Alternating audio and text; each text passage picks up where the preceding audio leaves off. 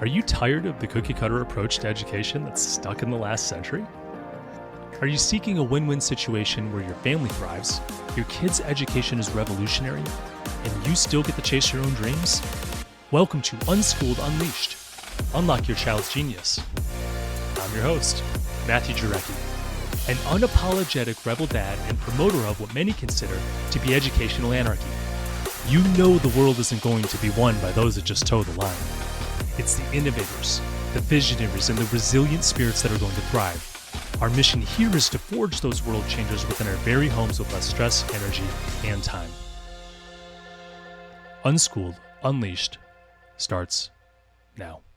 Welcome back to another fantastic episode of Unschooled Unleashed. I'm your host, Matthew Jarecki, and today we're talking about what it looks like to have a love and grace-based household. I do this because I struggle with this, but it's my goal. So it's worth working on. And as I work on it, I'm going to pass along some of the stuff I've learned along the way, some of the stuff I'm hoping to do. I'm probably better in it than I think I am because I really feel like I mess up all the time. But I think that's kind of the parenting experience, unfortunately. If I could just keep a calm demeanor and not overreact to things, I think we'd be a lot better off. So with that, let's dive in. Today we're exploring how to lead your home with strength and grace, offering love and compassion without enabling irresponsibility or lowering the bar. So let's dive into what grace is. Let's redefine grace in parenting and what it actually means and what I'm referring to. So grace doesn't mean ignoring bad behavior. It means responding to mistakes without shaming. Grace sees misbehavior as a learning opportunity and not a personal attack. An example of this might be my son forgetting to do laundry. Now it's his responsibility. He knows he has to do this. But instead of punishment, I walk him through what went wrong and help him create a plan to get back on track. Now, this is not how I respond to it every time, because if it's early on, this is how I would respond to it. And it's going to change based off the scenario. But if he's trying to figure it out, he made a mistake, maybe he's trying to figure out how he actually maneuvers this through his day, I might walk him through it. And what I would do, I try not to tell him what to do because I want him to think. But I think leading by example, walking them through what I might do, stuff like that is a great way to teach without telling them what to do. Then they can model you. That's really how the human brain works, is modeling. What's the difference between discipline and punishment? And this is the next topic I want to jump into. Discipline and punishment. Now I'm getting into semantics for today, but punishment focuses on control. So if my son does something wrong, I'm going to ground him and control his world as a punishment, right? Discipline focuses on growth.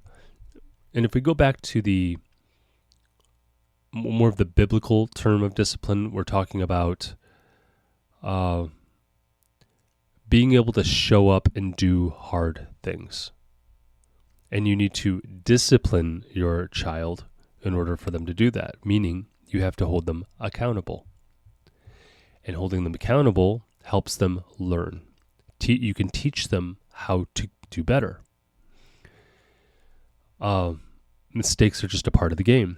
So giving them discipline makes them be able to show up on time for things, enables them to be able to follow through with something they said they were going to follow through. They have a very high sense of discipline. So disciplining your children is holding them accountable for it. Now, real discipline will use natural consequences, and that's what we try to focus on. Natural consequences connected to their actions. In contrast, it's not an emotional reaction. It's not yelling at them. It's not shaming them. It's not anything like that. It's holding them accountable, and you can try and connect the dots between actions and consequences by using natural consequences. So, for example, if my, let's use the laundry example. So if my son does not do laundry, and it's the evening, and we need stuff done, he's not going to be able to go out and play with his friends. He has to stay here and do laundry. That's a natural consequence. You didn't get your job done. Now you want to go over and play with your friends. Sorry, but you didn't get your job done.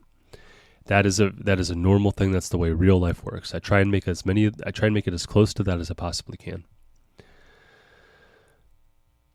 They don't like it, but I mean, that's part of life. You don't pay the bills, your lights go off. So I like to keep them in the real world. I try and give them, again, grace, meaning they can mess up and we can learn, but they also need to have discipline at the same time. Leading with love in a grace-based household. Kids need to know they are loved when they succeed and when they fall short.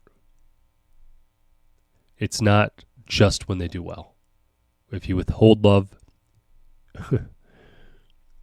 your child is going to get messed up. And they'll probably do that to your grandchildren. You don't want that. Kids should not feel unloved. They need to have that emotional security, okay? Or I should say emotional safety may be better. It's a prerequisite for real world learning and growth. They need to have emotional safety to open up that part of their mind. An example of this might be my daughter accidentally dropped something and burst into tears. She should have been holding it with two hands. She likes to do this. She likes to hold stuff with one hand, like a plate full of food, and stuff just starts falling off. Then she drops it or something. Instead of going off on her, telling her, why did you do that? Just trying to shame her. I might, as she breaks into tears because she knows she did something wrong, I get down and give her a big hug and talk about where things went off the rail, showing her that I still love her even though she messed up. Leading with love. Lead with love. Let her know that she's in a safe place and that we can talk about this, and then she can learn. You can imagine that when she's in tears and she doesn't feel safe, she feels bad, she doesn't know what's going to happen, her mind is not there to learn. That's why we need to create that safe space. Now, easier said than done. When your kids are going nuts, trust me, I'm no different than anyone else. I get frustrated, I get angry, I am in a hurry, and this, that. When things don't go my way, I don't like it, just like most people. But if you can just kind of get out of that frame of mind for a moment and just remember that your kids aren't trying to do anything wrong. Yeah, they lie, they steal, they do all these things that are really horrendous. But they're learning. They're trying to figure out the world and how to navigate it. And when I think about that they really just want to be seen, heard, loved. And a lot of this stuff is just self-protection stuff. It makes it a little bit easier. So give them that emotional safety by leading with love. And I think some of the behavior might change a little bit, especially if you have to do it consistently. Another thing I want to talk about is why grace doesn't mean lowering standards. Now, this is where I think a lot of people go wrong. High expectations can exist with deep compassion. People think that if you're going to give someone grace, you could just say, oh, it's okay, right? We're just going to lower the standards. Oh, well, the kitchen wasn't cleaned up after you were done making your food. Oh, it's okay. We'll just deal with it. That's not grace. That's lowering standards. Grace is giving the kids space to rise, not a free pass to coast. It would be having them clean up their mess in the kitchen, and then you telling them that can't, this is how we're going to do it. You don't need to get angry. You don't need to get frustrated. You just tell them what their expectations are. And you don't you don't need to give them any consequences right away necessarily. Maybe they deserve it. Maybe they don't. I don't know. It's up to you to judge. I try to talk it out. Learn the easy way. When my kids don't want to learn the easy way, they get to learn the hard way. But at least I'm leading with love, giving them grace, and they know that they can mess up. That's what I want. I want them to know that mistakes are just a part of the process of learning. Another thing is catching kids doing things right. Grace also means noticing and affirming progress, not just calling out failure. Encouragement builds confidence faster than criticism ever will. For example, if my son, if he forgets to do laundry, or rather if he does laundry without being asked, maybe he just saw it got full and he's going to do it a day early. You might say, wow, you really took a lot of initiative on that. I'm really proud of you. I appreciate that. That makes a big difference in my world. And just tell them how it impacts you. They want you to feel good. They want you to be proud of them. I mean, I'm turning 45 years old this month, and I still want my dad to be proud of me. It doesn't go away. I think it's kind of hardwired in us. I don't know. Been digging into that lately. Catch them doing something right. Let them know that you're actually watching and you see not just the bad, but the good too. And I would venture to say you need to catch them doing a lot more right things than wrong, even though I know I'm way off on that ratio. Take it for what it's worth. If you can do it, the more you can do it, the better.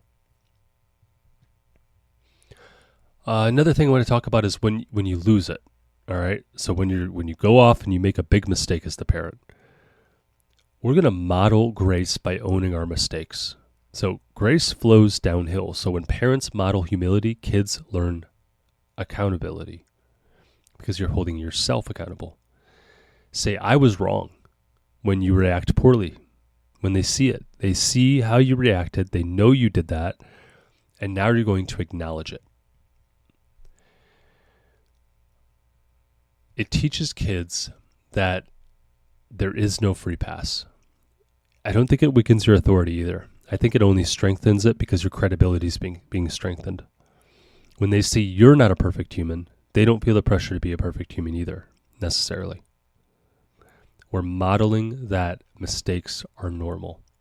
And when we give ourselves, I guess maybe not saying ourselves that grace, but when we essentially are asking for grace from them and they're able to give it to us, I think that's a great lesson on the other end of grace. So an example might be let's just use the example that happened yesterday. I was really hard on one of my sons. I don't even remember what it was about. He did something I didn't like. Oh, he wasn't doing something that he said he was going to do. He was working on the multiplication table before, and it just kind of fell off his radar. And I can't do any more math with him until he gets this multiplication thing down. So I've been talking about it with him and saying how it's holding him back. He really wants to do more math with me, but I can't teach him anymore. Like, we're at the limit. He needs to know multiplication for us to be able to do this. And I was kind of hard on him. I kind of shamed him, and I'm sure I made him feel bad. And I was thinking about it, and it's actually the reason I'm doing this podcast episode, is because I was like, man, I need to not be so hard on him. I spent too much time talking about the same thing. I reiterated it over and over and over again, and I don't think it went anywhere, and he felt really bad. He cried. And I wasn't very happy about that. After, in the moment, it was like, well, he messed up. He feels bad. Well, that's his own fault. You know how these thoughts creep in your head. Well, the next day you wake up and you don't feel so great about thinking that way.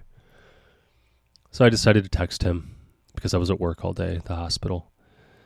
And I told him, I was really hard on you last night. I shouldn't have been so hard. That's not the house I want to lead. The type of house I want to live in and lead. I'm sorry. I'm going to work on this. Something to that effect. I love you. I know you're working hard.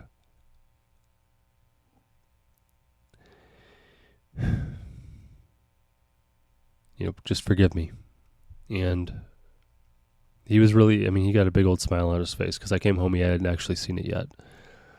And I said, hey, did you check your text messages? No. He looked at it and he just got a big old smile. And, every time I walked by him, he had this big old smile just looking at me because I told him I was proud of him. And I basically told him I messed up and it was my fault. He knows that he should have followed through and everything, but I really messed up. So worth pointing out.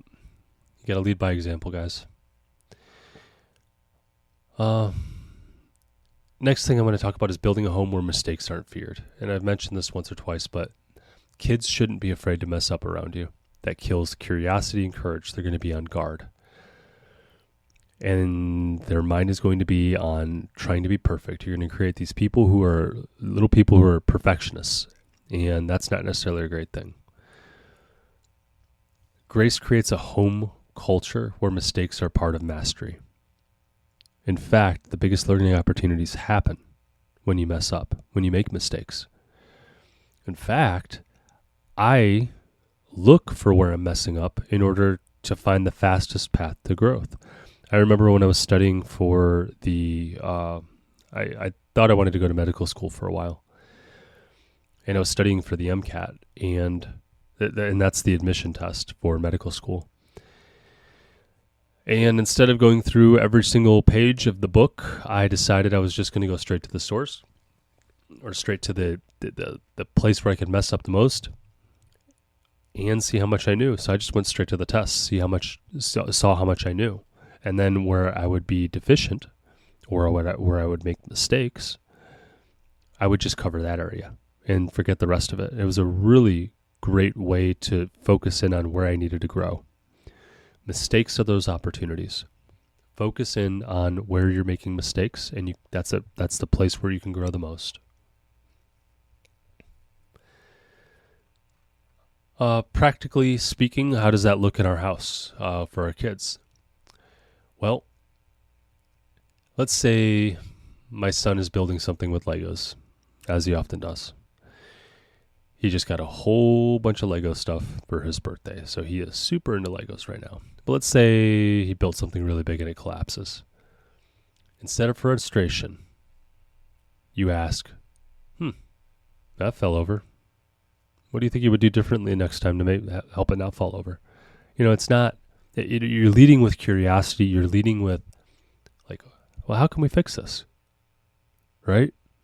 And I think that's the correct way to do it, as opposed to going, oh, no, it's so awful. No, this is a learning opportunity. You can make something stronger and better next time. And that's what I'm talking about. Lastly, I want to talk about practical ways to bring more grace into your home today. So first, pause before reacting. Most overreactions come from our own stress and not their behavior. I don't remember where I heard it. I'm sure it was something on social media. I get a lot of that personal growth or self-help stuff on my social media. And this guy was talking about slowing down. You don't want to be reactionary. In fact, he said your first word should always be a breath. And I thought that's a great, very practical way to actually slow down. When you respond to someone, first take a breath and then respond. And I think you're going to be able to tone down your response, because I get really frustrated. Oftentimes I'm rushing around. I keep myself really busy, too busy, I'm realizing. So I'm under a lot of stress. I'm under a lot of pressure. I'm always trying to move here, there. I react a lot of times. And what I'm going to do is take my first word will be a breath. And I'm hoping that actually makes a difference. This is something I just saw the other day, and I thought it was really good. Use a calm but firm phrase like, let's make this right, instead of blame. And I think that kind of gets to the heart of it. Let's just make this right. You're not passing any judgment. You're not trying to upset them or criticize them. You're just, Hey, you messed, like, you know you messed up because you got to make it right, but you're not pointing the finger at them. Let's make this right. I like that. And then lastly, you reframe failure. You can ask questions, right? This authoritative parenting style. It's not authoritarian where you're telling them, you need to do this. No, authoritative, you're walking alongside them and asking questions. You're learning with them. If there's something to be learned for you, and there usually is. But what did we learn instead of why did you do that is a great way to look at that. So with that, I'll end today's episode. So stay curious, stay unschooled, and stay away from the algebra nightmares. I'll catch you in the next episode. So here's where we roll up our sleeves and bring out the big guns. If you support our mission, then please leave a review. On Unschooled Unleashed, we are talking about using a radical approach to education in today's world, and the more 5-star reviews we have, the more people will feel comfortable with the ideas, strategies, and principles we discuss. It gives legitimacy to our message, and the podcast's algorithm prioritizes us so we can reach more people. You may even have your 5-star review read on our podcast.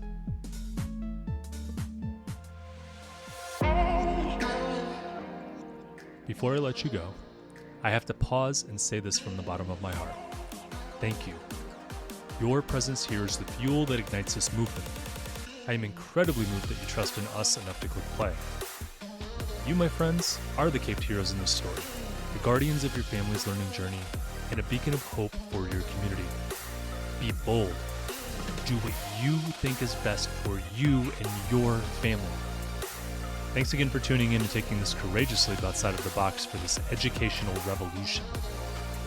Welcome to the front line.